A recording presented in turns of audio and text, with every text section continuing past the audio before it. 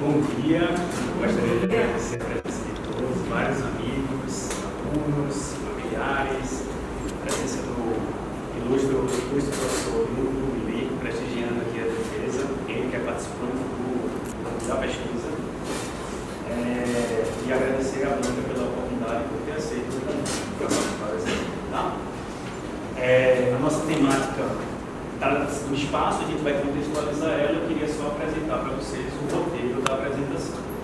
Então, motivações, terminologias básicas, problema, objetivos, metodologia, a análise de dados, conclusões, referências e agradecimentos. Esse é o nosso roteiro para hoje.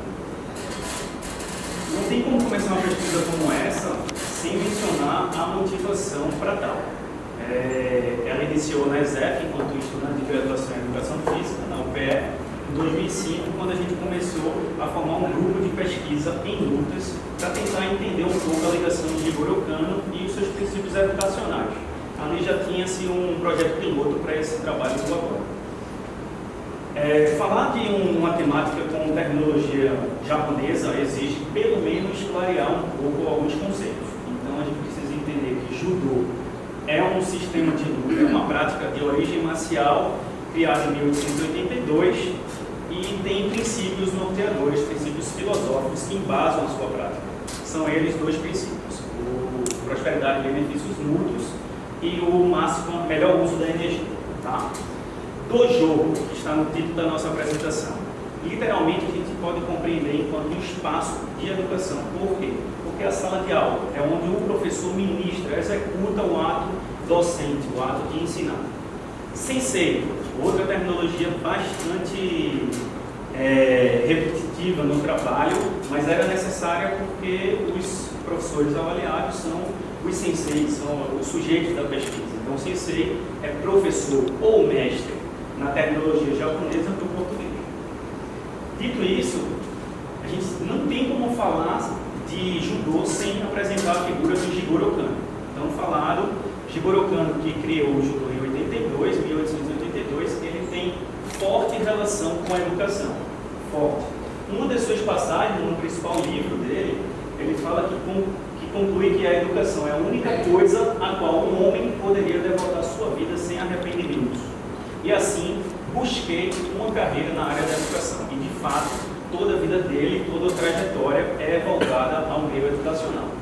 Aqui a gente tem um gráfico bem interessante, extraído do Villamon e do Grosse, que é pelo Massey, que mostra as influências ocidentais e orientais de Jigoro Kano. Qual é o curioso aqui na história desse personagem? É perceber que, assim como as ideologias próprias do Oriente, né, confucionismo, budismo, taoísmo, zen, são fortes na forma de influenciá-lo, ele teve várias passagens pela Europa com fins educacionais, e daí ele conseguiu, através da Universidade de Tóquio, começar a se aproximar conceitualmente de alguns filósofos bastante importantes, filósofos ocidentais, para criar o sistema dele baseado numa visão Oriente-Ocidente.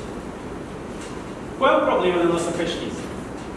A pergunta que é feita é: como se deu a dinâmica processual com que uma teia de interdependência foi estabelecida diante do contexto social, educacional, histórico e econômico com que esses mestres que foram entrevistados se estabeleceram fazendo o desenvolvimento educacional do judô na cidade? Então, como é que foi essa relação desses personagens para criar essa gênese do judô e qual é a relação desse processo com a educação? Quais são os objetivos? No geral, seria investigar a história do judô recifense partindo da memória desses mestres, visando compreender as relações e reconstruções do ensino do judô num ambiente específico em questão, que é o dojo, entendendo a sua amplitude e dimensão educacional. Vamos para os objetivos específicos, né? A gente vai pegar até o quadro aqui do dojo de Jigoro Kano na época. Primeiro objetivo: identificar a gênese do judô no marco temporal de 52 a 72. Por que esse marco temporal? Porque é onde não se tem nada documentado relacionado, pouca coisa ou quase nada, relacionado à investigação histórica do judô em Recife. A gente tem pós esse período devido à fundação da Federação Pernambucana de Judô. A gente começa a ter documentos.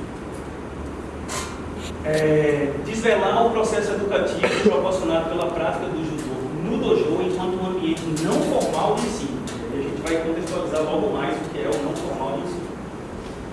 registrar as características específicas relacionadas à cultura judoística, facilitando a compreensão de pontos como disciplina, hierarquia, tradicionalismo e o processo de esportivização que o judô sofreu. Investigar a relação entre uma prática marcial e a violência do ponto de vista do processo civilizatório, teoria do Norbert Elias. Por fim, registrar o legado de alguns senseis e pontuar as heranças significativas de suas memórias para a cultura judoística do Recife. Dito isso, nossa filiação teórica, uma das principais no trabalho, se dá através do Norbert Elias, com duas obras clássicas do processo civilizatório 1 e 2, além desse também a Sociedade dos Indivíduos, e um livro que foi bastante importante, que é aqui um orientando do Norbert Elias, que é o inglês Eric Dunning. E ele tem um livro traduzido chamado Sociologia do Esporte e dos Processos Civilizatórios. Esse foi um grande livro usado na obra. Tá? Para isso, a gente discutiu as teias de interdependências, qual a relação e a configuração montada no histórico, o autocontrole próprio das artes marciais, como é que isso se contextualiza na compreensão do lutador, do praticante, e o processo civilizatório na ótica do processo de esportivização do próprio judô. Outra filiação teórica importante é com a Maria Glória Gon, uma educadora que vem a trazer o conceito do que é educação não formal. E dentro de uma de suas passagens, a gente extraiu aqui essa que fala que a educação não formal é aquela que se aprende no mundo da vida e os processos de compartilhamento de experiências e nas ações coletivas do cotidiano. Também a gente trouxe o Philip Combs, ele que é educador americano, e ele diz o seguinte, que é toda atividade organizada, sistemática, educativa, realizada fora do marco do sistema oficial. Daí a gente entende que escolar, formal, é a instituição, aquilo que está ali dentro dos muros. O não formal estaria no ambiente externo, daí no dojo, fora da escola, como a gente conhece. Bom? Outra filiação teórica, agora mais para a metodologia, a gente decidiu optar por um clássico, que é o Paul Thompson, que fala muito da entrevista, a história oral, o trabalho de resgate da memória e da história oral. Tem uma passagem dele também bem interessante, que diz que a história oral devolve a história às pessoas, em suas próprias palavras, e ao lhe dar um passado, ajuda-as também a caminhar para um futuro construído por elas mesmas. E é o que a gente quis fazer com esses mestres. É devolver a importância da história e o papel deles nessa construção, nessa teia, nessa configuração que foi montada. Para isso, eu recorri a uma pesquisa que levantei o estado da arte, ou seja, todas as teses e dissertações que se utilizaram da história oral enquanto metodologia, e eu encontrei um total de 7 teses, até então, com história oral, e encontrei 10 dissertações. Todas elas têm lutas no seu tema e trabalharam, desenvolveram baseado na história oral. Então, feito o estado da arte, eu selecionei 3 obras para discutir o meu trabalho. Que no caso foi a do Paul, 2012, a do Nunes, 2011 e o Marta, 2009. Essas 3 foram as principais norteadoras do trabalho. Quem são os sujeitos da nossa pesquisa? O nosso N é de 5 mestres, e são indivíduos que viveram a época, o marco temporal selecionado. Então, eles foram, diante de critérios de seleção baseado em pesquisa documental, a gente conseguiu chegar aos nomes que poderia dar um norte para explicar a nossa pesquisa com maior aproximação da realidade. Então, o professor Diógenes Moraes, o Byung-Chul Lee, o Hayashi Kawamura, o Tadao Nagai e o Marco Aurélio. Desses, o Marco Aurélio é o mais novo. Porém, ele foi colocado na pesquisa para contextualizar um outro marco importante, que é aquela visão acadêmico-científica, que também é importante na nossa discussão para compreender o judô dentro da instituição de ensino superior. Assim como o Byung-Chul Lee, que também é acadêmico. A entrevista teve um roteiro semi-estruturado de 13 perguntas, tá? Na verdade, a gente começou com 25 e chegou a 13, para daí dessas 13 a gente criar as categorias. Para se criar categorias de análise é necessário ir para a análise de conteúdo, que não é uma metodologia, é uma técnica de pesquisa. Então a francesa Laurence Bardin, que é outro clássico também nessa área da pesquisa da análise de conteúdo, ela diz diz que a análise de conteúdo aparece como um conjunto de técnicas de análise de comunicações que utiliza procedimentos sistemáticos e objetivos na descrição do conteúdo. Essa outra passagem do campus, ele é até mais claro para o tipo de estratégia que a gente optou. Analisar o conteúdo de uma entrevista, de uma fala, de uma observação realizada, exigirá que o pesquisador esteja aberto para a compreensão das palavras. Tem muito mais a dizer do que elas dizem. E o nosso foco foram as palavras. Vai ver lá na frente a análise frequencial e estratégica. Quais são as nossas categorias de análise? São 5 macrocategorias, ou como o programa fala, nós e subnós, mas vamos chamar aqui de categorias. E essas categorias foram Gênese do Judô Recifense, com 3 subcategorias, Educação pelo Judô, com 4 subcategorias, Cultura Judoística, com 3 subcategorias, Sociedade e Violência, com apenas uma categoria de análise, e Expectativas para o Futuro do Judô, com 2 subcategorias. Então, dentro dessas 5, a gente partiu para, de certa forma, uma inovação metodológica dentro do programa, que foi a utilização do software NVivo. É um software de análise qualitativa usado hoje em dia em mais de 150 países, porém, existe uma crítica que as pesquisas qualitativas no Brasil ainda pouco utilizam desse recurso. O Brasil precisa explorar mais, é um recurso interessante, facilita não só a vida, mas a extração dos dados, o procedimento de análise, e no mundo todo já utilizam o NVivo. A nossa versão foi para o Windows, versão 11 Start. Olha o gráfico que o NVivo faz dos nossos dados. Aqui eu tenho a entrevista com 5 mestres, essas são minhas fontes. Aqui eu tenho as macrocategorias e aqui eu tenho as subcategorias que eu falei. Como é que esses dados são relacionados no software? Vou pegar um exemplo de uma macrocategoria chamada Educação pelo Judô. A Educação pelo Judô se comunicava com as fontes, os entrevistados, e ela se comunicava também com as subcategorias, as 4 subcategorias da Educação pelo Judô, como eu mostrei para vocês. Essa é a comunicação do software. E, por consequência, ele também ligava com as fontes. Então, cada categoria trabalhou dessa forma dentro da análise do software. Tá? Esse é o nosso gráfico de essa teia de comunicação entre os dados. Vamos falar dos dados. Isso aí se chama nuvem de palavras. É uma forma visual de entender as falas, aquilo que foi coletado em cada pergunta da entrevista. Esse gráfico, através do que Bardan chama de unidade de registro à palavra, ele vai usar a unidade frequencial. Quantas vezes vai aparecer na fala daqueles entrevistados a palavra? E aí o gráfico me mostra em destaque aquela palavra que mais apareceu, baseado numa filtragem que a gente faz e decide como opção para a análise. Então, na Gênese do Judô Recifense, a gente consegue já identificar aqui na imagem vários nomes da pesquisa. E a partir disso, a gente associa a pesquisa documental e vai encontrar os dados mais próximos da realidade.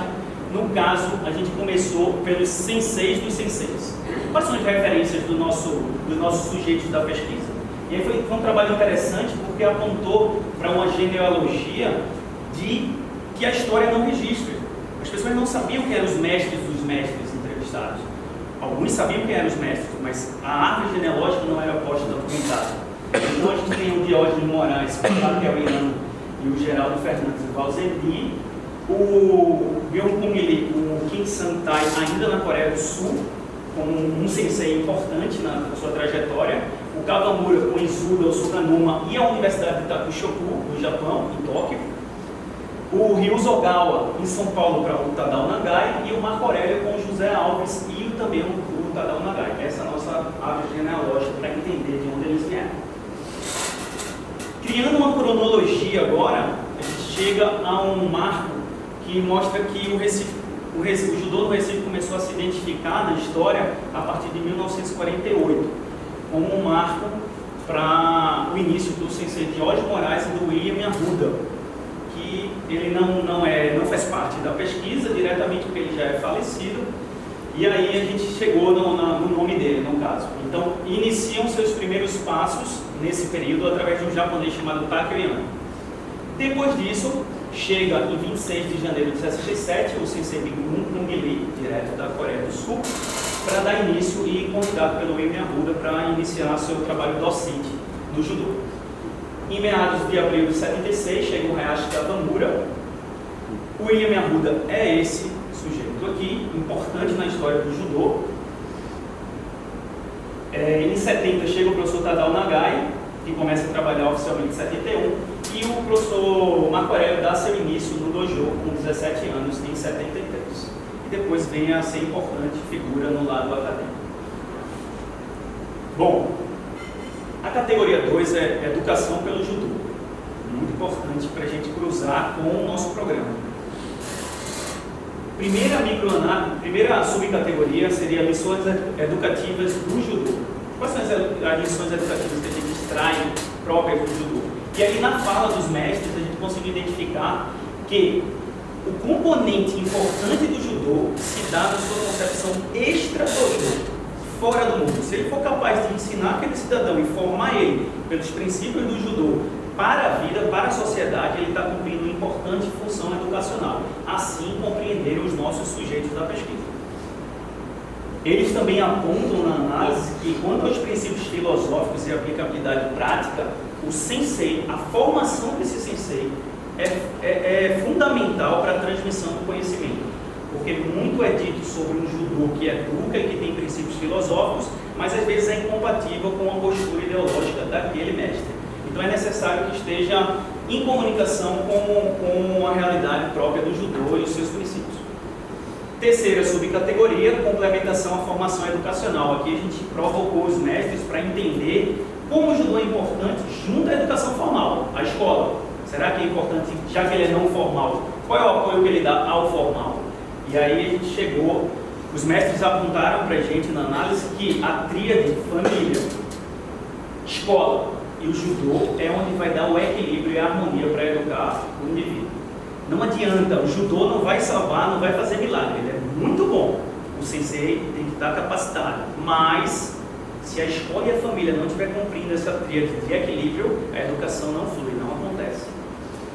Quarta subcategoria dentro da educação é o judô nas escolas. E aqui a gente queria saber qual é a visão desses mestres, sabendo que hoje a maioria das escolas de Recife tem judô dentro do conteúdo, enquanto atividade extracurricular. Como é que eles entendem essa chegada do judô, como hoje judô e capoeira, uma das principais modalidades de combate, que estão presentes no universo escolar?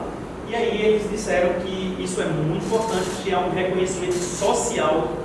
A população reconhece o mérito do judô.